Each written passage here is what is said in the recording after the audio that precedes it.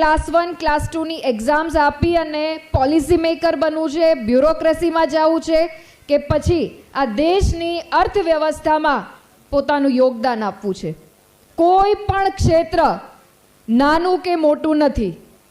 તમારો પ્રયત્ન, તમારા ઉપર ખુદની શ્રદ્ધા, પરિવારનો સહકાર એ ક્ષેત્રને ઓટોમેટિકલી સ્પેશિયલ બનાવે છે. અને અત્યારે મોબાઈલ અને ટેકનોલોજીના યુગમાં અત્યારે બધાને ખબર છે કે ઇન્ફ્લુએન્સર્સ છે એ મહિનાના લાખો રૂપિયા કમાય છે એડવર્ટાઇઝમેન્ટના માધ્યમથી.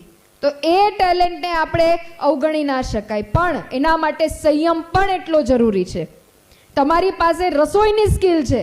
ઘણા દીકરીઓ એવા સારા હશે કે જેઓ હોમ સાયન્સ લઈ અને સારામાં સારું આર્ટ એન્ડ ક્રાફ્ટની વાત હોય, રસોઈની વાત હોય, સ્ટિચિંગની વાત હોય, કોઈ બીજી આપણી ભરત અને કલાની વાત હોય, એમાં ખૂબ સરસ નિપુણતા એમને મેળવેલી હશે. તો એમના માટેની ફિલ્ડ પણ અત્યારે ભારતમાં અત્યારે એવો સમય છે કે દરેકે દરેક ક્ષેત્રમાં ખૂબ સરસ વિપુલ પ્રમાણમાં તકો ઉત્પન્ન થયેલી છે.